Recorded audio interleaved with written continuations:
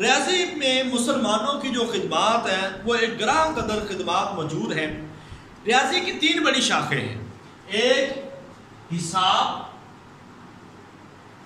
دوسرا ہے الجبرا، تیسرا ہے جیومیٹری۔ یہ 3 بڑی شاخیں ہیں جو ریاضی کے اندر چلتی ہیں۔ ریاضی کا میں نے آپ کو کل بھی بتا دیا تھا کہ یہ 2015 کے لیکچرر میں سوال آیا تھا، ریاضی کس زبان کا لفظ ہے؟ یہ عربی زبان کا لفظ ہے، عربی زبان کا لفظ ہے، یہ یاد رکھنا آپ نے۔ ریاضی ریاضت سے۔ اب اس کا آغاز کب ہوا ہے؟ ریاضی کا جو آغاز ہے یہ 9ویں صدی میں شروع ہوتا ہے اور 11ویں صدی تک یہ عروج پہ ہوتا ہے، 11ویں صدی تک یہ عروج پہ ہوتا ہے ریاضی کا۔ اب سب سے پہلے کیا کیا کہ اس میں یونانی اور ہندی کتب کا جو مطالعہ ہے وہ کیا گیا، اور پھر ہندی اور یونانی کتب کو ٹرانسلیٹ کیا گیا عربی کے اندر۔ ہندی اور یونانی کتب، یونان آپ کو پتہ ہے ایک بہت بڑا جو فلسفے کا ایک مرکز ہے، اور وہاں پہ بہت بڑے فلاسفر جو ہیں وہ جنم لیے ہیں۔ تو اب ان کتب کو ٹرانسلیٹ کرنے میں خاص طور پر جس کا کام ہے، اگر پیپر میں آ جائے اس طرح کا سوال تو وہ آ جاتا ہے کندی، ٹھیک ہے۔ الکندی کا جو کام ہے وہ بڑا مشہور و معروف ہے، اور دوسرا نام جو اس میں آتا ہے موسیٰ بن خوارزمی، موسیٰ خوارزمی کا جو نام ہے وہ اس میں آتا ہے۔ میں آپ کو بتاتا جاؤں کہ علم الاعداد، اس میں مسلمانوں کی کیا کیا خدمات ہیں، یہ آپ کو بتا دوں کہ علم الاعداد کے بانی، علم الاعداد کے بانی مسلمان ہیں، اور مسلمانوں میں خاص طور پر موسیٰ خوارزمی، یہ کہا گیا کہ موسیٰ خوارزمی علم الاعداد کے بانی ہیں۔ اس کے بعد سوال ہے جی صفر کا ہندسہ، صفر کا ہندسہ یہ کس کی اختراع ہے؟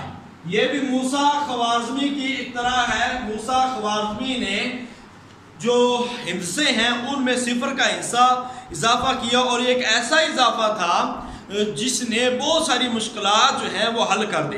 اور اس کے بعد جذر نکالنے کا طریقہ، جذر نکالنے کا جو طریقہ ہے یہ بھی موسیٰ خوارزمی، ان کا بھی ہے، موسیٰ خوارزمی کا۔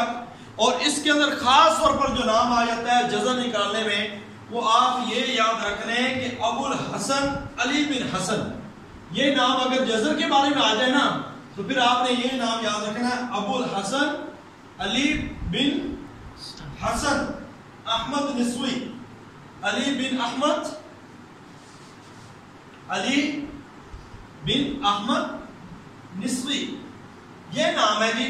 جذر نکالنے کا طریقہ اس بندے نے متعارف کروایا تھا، اور خاص طور پر اس نے 17 کا جو جذر ہے وہ نکالا تھا، 17 کا جذر۔ ہم زیادہ دقیق باتوں میں نہیں جا رہے، ٹھیک ہے۔ عمر خیام نے بھی، عمر خیام جس کے بارے میں ہم نے کل بھی بات کی ہے کہ وہ کون سا فلسفی اور طبیب اور سائنسدان ہے جو کہ اس کے ساتھ ساتھ شاعر بھی ہے، تو وہ شاعر عمر خیام ہے۔ اب اس نے بھی جذر پہ تحقیق کی ہے، عمر خیام نے بھی جذر پر تحقیق کی ہے۔ اب مسلم ریاضی دان کون کون سے ہیں یہ آپ کو بتا دیں۔ موسیٰ خوارزمی مسلم ریاضی دان، عمر خیام مسلم ریاضی دان، کمال الدین یونس، اب یہ ایک بادشاہ اسپین کے اندر تھا، اس نے کمال الدین یوسف کو کچھ سوالات دیے، اور وہ سوالات پورے اس کے بادشاہت میں کوئی بھی حل نہ کر سکا، اور یہ عربی تھا کمال الدین یونس جس نے وہ سوالات حل کر دیے۔ اس کے بعد جبرا کا جو بانی ہے وہ موسیٰ الخوارزمی کو کہا جاتا ہے۔ اس کے ساتھ ساتھ اشاری نظام کا بھی انہوں نے ابتدا کی۔ جب ہندسوں میں صفر آئی اس کے بعد اشاری نظام کو بھی نکالنے والے موسیٰ خوارزمی، اشاری نظام موسیٰ خوارزمی ہے جی۔ اس میں ایک اور بات یاد رکھیں، جیومیٹری کے بندے کون ہیں؟ جیومیٹری کے جو ہیں ابن سماح، ابن السماح کرمانی۔ اب ان کے بارے میں کہا جاتا ہے کہ یہ جو بندہ ہے علم ہندسہ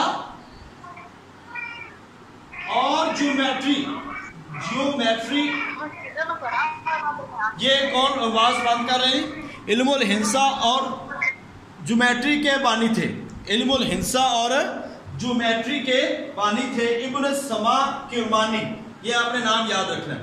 الجبر کا بانی میں نے بتا دیا، الجبر کا بانی جبرا جو ہے، اور اس کے اوپر ان کی کتاب بھی موجود ہے، کتاب الجبر والمقابلہ، ٹھیک ہے۔ اب یہی کتاب جبر والمقابلہ اکیلی، جبر والمقابلہ یہ عمر خیام کی بھی ہے، اور کتاب الجبر والمقابلہ جو ہے یہ موسیٰ خوارزمی کی ہے، یہ یاد رکھنا۔ جبرا کا بانی بھی ہے، کون ہے؟ موسیٰ خوارزمی۔ عمر خیام نے جب اس پہ تحقیق کی اور ریسرچ کی تو کہا یہ جاتا ہے کہ جبرا کے اندر جو اس سے بھی زیادہ آگے بڑھا تھا وہ تھا عمر خیام۔ وہ کون تھا؟ عمر خیام۔ اس نے موسیٰ خوارزمی کے جو کچھ چھوڑے ہوئے اور کچھ اس میں جو کمیاں رہ گئی تھی اس کو بھی پورا کیا، مگر ابتدائی طور پر جبرے پہ جو بات کی ہے وہ موسیٰ خوارزمی نے کی ہے۔ اب اسپین میں جو ریاضی ہے وہ کون؟ ابو عبیدہ مسلم بن احمد، اسپین کے اندر ابو عبیدہ مسلم بن احمد، یہ اسپین کے اندر تھے اور یہ رہنے والا تھا قرطبہ کا باسی تھا۔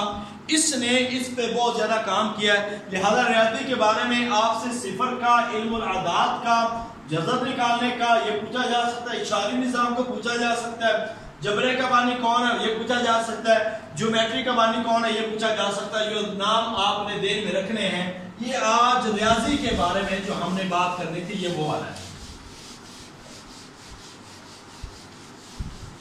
اس کے بعد ہم بات کرنے جا رہے ہیں جی کیمیا، کیمسٹری پہ۔ کیمیا میں مسلمانوں کی خدمات، ٹھیک ہے۔ اب کیمیا میں آپ کو پتہ ہے کیمیا کسے کہتے ہیں کہ مختلف عناصر کو کیمیائی طریقہ سے ملا کر نئے مرکبات بنانا، یہ کیمیا کہلاتا ہے۔ مختلف عناصر کو کیمیائی طریقہ سے ملا کر ان نئے مرکبات بنانا یہ کیا کہلاتا ہے؟ کیمیا۔ اس کا آغاز ہوتا ہے جی بنو امیہ کے دور میں۔ بنو امیہ کے دور میں اگرچہ اس کا ابتدائی کام ہوا ہے، اور سب سے پہلا جو کیمیا دان ہے وہ کہا جاتا ہے خالد بن یزید کو، خالد بن یزید کو۔ یہ یاد رکھنا ہے، لوگ بھول جاتے ہیں۔ خالد بن یزید کو پہلا کیمیا دان کہا جاتا ہے، مگر کیمیا میں جو سب سے بابائے آدم کیمیا کہا جاتا ہے وہ جابر بن حیان کو کہا جاتا ہے، ٹھیک ہے۔ تو سب سے جو پہلا ہے، پہلا سے جس نے کیمیا میں بات کی وہ خالد بن یزید ہے۔ اب اس کے بعد ذکر آتا ہے جو ہم نے کل بھی کیا کہ جابر بن حیان، جابر بن حیان جو ہے یہ عطار بن حیان کا بیٹا تھا، اور عطار کو پھانسی لگا دی گئی تھی۔ اس کے بعد اس کے اندر شوق پیدا ہوا اور ایک جنون کی حد تک پیدا ہوا، اور وہ شوق اس کا یہ تھا کہ دھاتوں کو سونے میں بدلنے کا، تو دھاتوں کو سونے میں بدلنے کا ان کا کام تھا اور یہی شوق تھا۔ اس بنیاد پہ ان کو جابر بن حیان کو تجرباتی کیمیا کا بانی کہا جاتا ہے۔ تجرباتی کیمیا کا بانی جابر بن حیان، یہ آپ نے یاد رکھنا ہے۔ جابر بن حیان کو تجرباتی کیمیا کا بانی کہا جاتا ہے۔ اس کے بعد آپ نے یہ دیکھیں کہ قرائے انبیق جو رس نکالنے والے ہیں، عمل تصعید، کلماؤں کا طریقہ، فلٹر کا طریقہ، تیزاب بنانا، سونے کو پگھلا دینے والا تیزاب بنایا جس کا نام ہے ماء الملوک، یہ آپ نے یاد رکھنا ہے۔ سونے کو پگھلا دینے والا جو تیزاب ہے، پگھلا دینے والا تیزاب، اس کا نام کیا ہے؟ ماء الملوک، ماء الملوک، یہ آپ نے یاد رکھنا ہے۔ ماء الملوک کسے کہا گیا؟ سونے کو پگھلا دینے والا۔ کیمیا کا بابا آدم، یہ بھی دیکھ لیں کیمیا کا بابا آدم کون ہے؟ بابا آدم یہ میں نے کل بھی ذکر کیا کہ جابر بن حیان کو کیمیا کا بابا آدم تسلیم کیا جاتا ہے۔ تو یہ ایک لمبی چوڑی جو لسٹ ہے ان کی کتب کی وہ ہم کل الحمدللہ تفصیل سے پڑھ چکے ہیں۔ ابھی ہم دوسری بات کرتے ہیں ابو بکر محمد زکریا رازی کی۔ ابو بکر محمد زکریا رازی جو ہے اس نے سب سے پہلے مرم کا، ابھی ہم بات کس کی کر رہے ہیں؟ کیمیا کی۔ کیمیا میں ایک نام آیا خاص طور پر جابر بن حیان کا، اس کے بعد نام آتا ہے ابو بکر محمد زکریا الرازی کی، یعنی کہ الرازی کا جو نام ہے یہ کیمیا کے اندر آتا ہے. اس نے مرہم کا تجربہ بندر پر کیا. اس نے مرہم کا تجربہ بندر پر کیا. اس کے ساتھ ساتھ جی اللہ اکبر کتاب الاسرار راضی کیا ہے اور اس کا موضوع کیمیا ہے. اس کا موضوع کیا ہے؟ کیمیا. کتاب الاسرار یہ راضی کی کتاب یاد رکھنی ہے. اس کا موضوع کیمیا ہے. یہ دنیا یہ جو ہے نا ایک بڑا اہم ترین کیمیا دان دنیا کے اندر سمجھا جانے والا ہے. مگر کیمیا کا جو دوسرا بانی ہے، کیمیا کا دوسرا بانی جو ہے اس کا نام ہے ابن سینا. جو جابر بن حیان کے بعد جس کا نام آتا ہے وہ ہے ابو علی سینا یا ابن سینا. ابو علی سینا کا نام بڑا مشہور و معروف ہے اور اس نے 21 کتب لکھی ہیں. اس نے 21 کتب لکھی ہیں اور اس کے اندر آلات کی اس نے بڑی وضاحت کی ہے. آلات کی اس نے بڑی وضاحت کی ہے. اس کے بعد نام آتا ہے ابو منصور موفق بن علی حربی. اس کا نام آتا ہے کیمیا کے اندر اور زہریلے مرکبات کی نشاندہی اس نے کی ہے. پلاسٹر آف پیرس، یہ پلاسٹر اور پیرس کا جو استعمال ہے کیمیا وہ ابو منصور موفق ابن علی حربی. اب یہ ہے جس نے پلاسٹک پیرس کا استعمال کیا ہے اور زہریلے کیمیکل کا استعمال کیا ہے.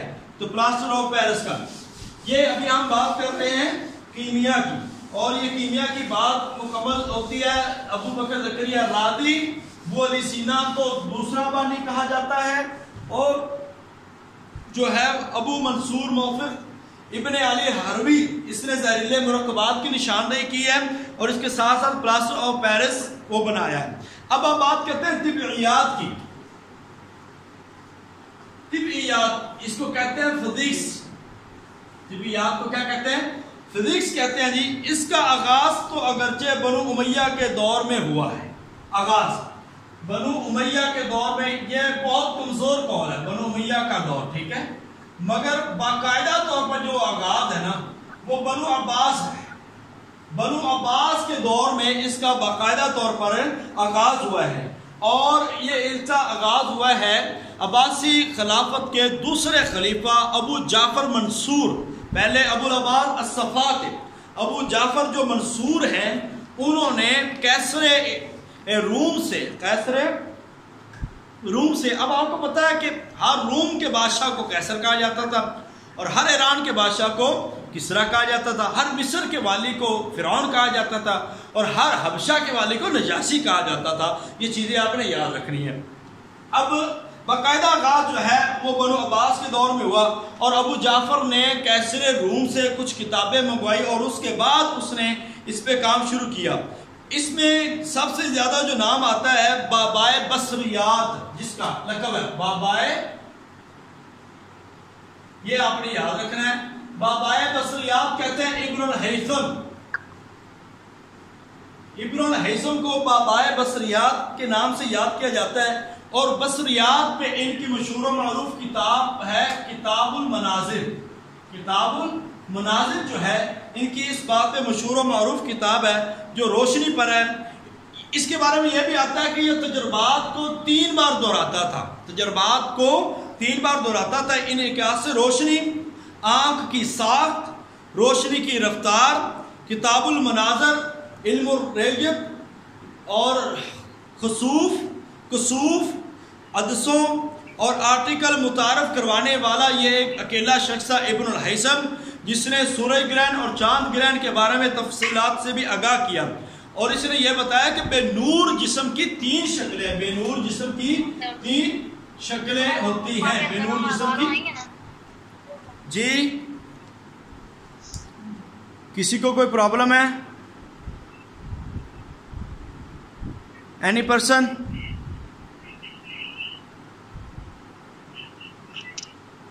چلیں سنتے جائے کائنڈلی. سر جی یہ مائک نا میوٹ کر دیں سب کے. یہ میں نے پہلے بھی کہا ہے کہ مائک اپنے میوٹ کر لیں مگر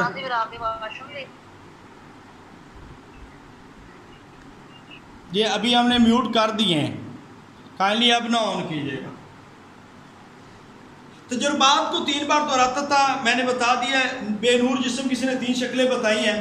اس کے بعد نام آتا ہے البیرونی کا طبیعت میں، اس نے قیمتی پتھروں کے وزن کیے ہیں، البیرونی نے، یہ آپ نے یاد رکھنا ہے، قیمتی پتھروں کے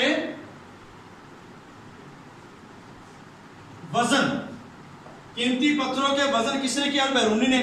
روشنی کی رفتار آواز کی رفتار سے 2 گنا ہے، روشنی کی رفتار آواز کی رفتار سے 2 گنا ہے، اور سمندری پانی کے نمکین ہونے کی وجہ بھی یہ بتائی ہے البیرونی نے۔ اب یہ قول یاد رکھنا ہے کہ روشنی کی رفتار آواز کی رفتار سے 2 گنا زیادہ ہے، اور سمندر کا پانی جو نمکین کیوں ہے اس کی وجہ بھی بتائی ہے، تو اس کا نام کون ہے؟ البیرونی، البیرونی۔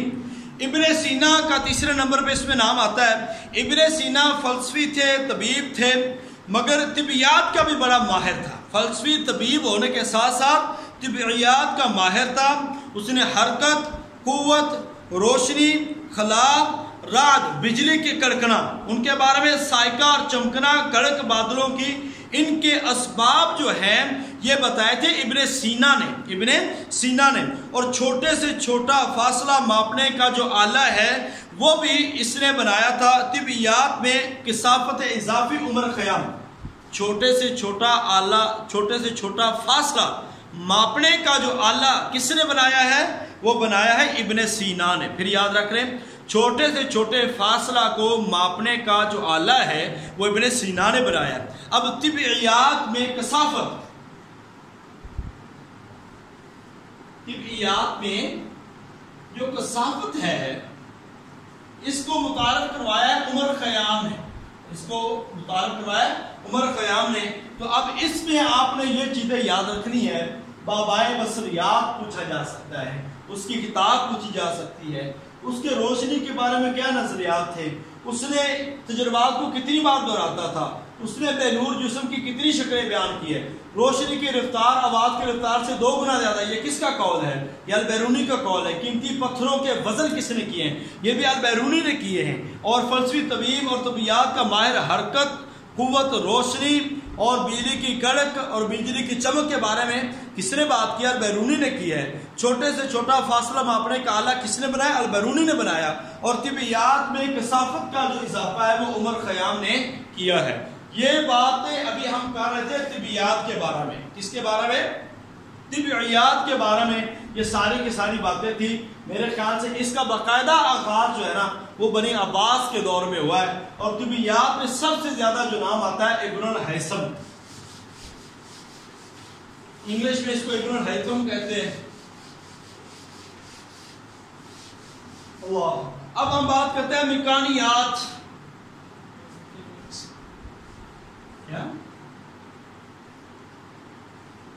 میکانیات اب ایک بڑا امپورٹنٹ ہے اسلام اور سائنس کے اندر ٹاپک۔ اس کے اندر بہت ساری چیزیں ہیں جو سننے کے قابل ہیں اور پیپر میں بھی آئی ہوئی ہیں۔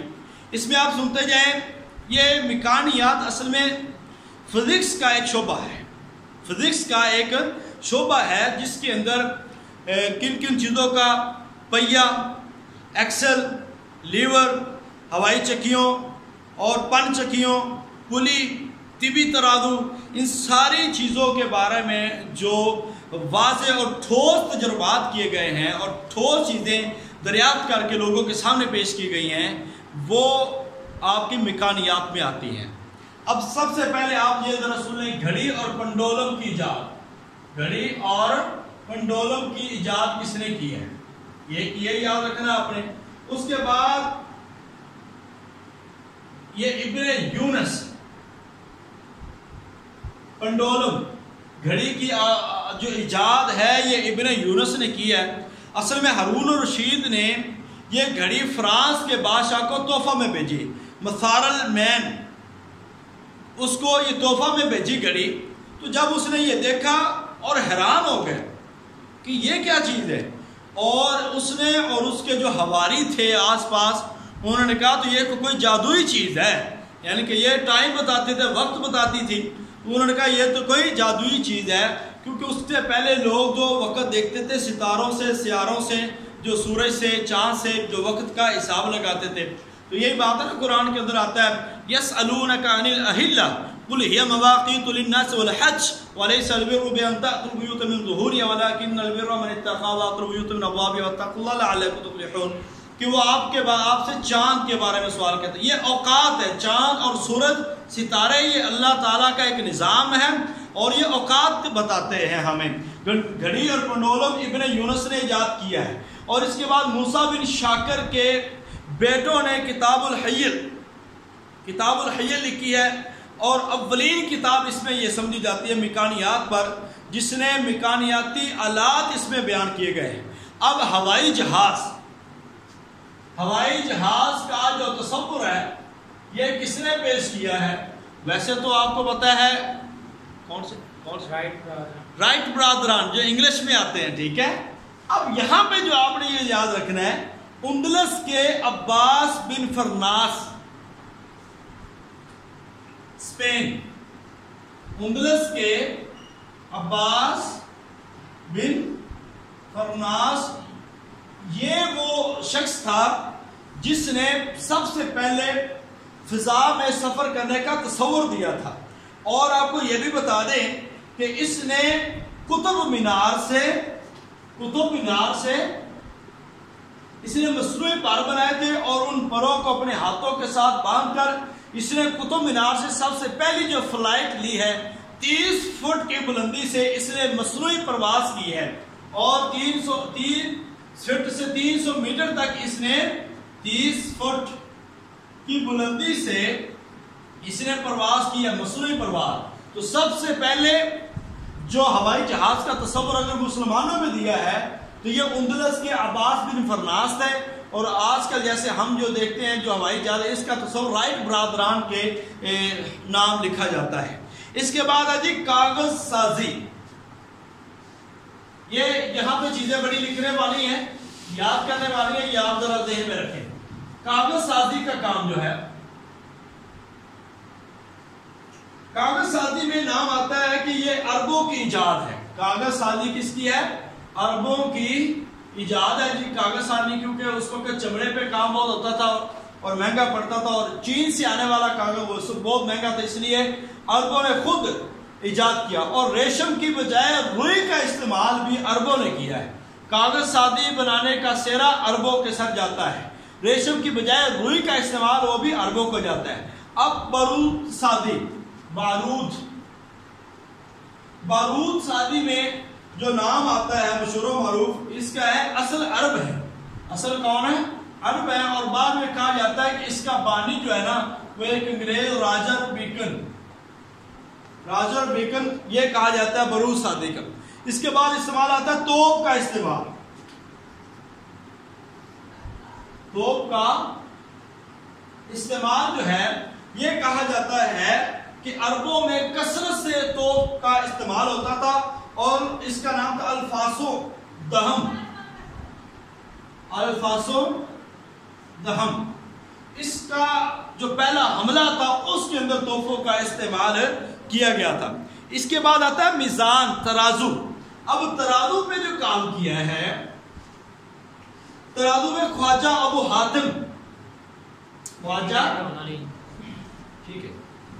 ابو حاتم المظفر تھے. انہوں نے سب سے پہلے ترازو، اور ترازو میں اس کے جو ہے نا اونس اور درہم کے چھوٹے چھوٹے بارٹ اس نے متعارف کروائے تھے. چھوٹے چھوٹے بارٹ اس نے متعارف کروائے.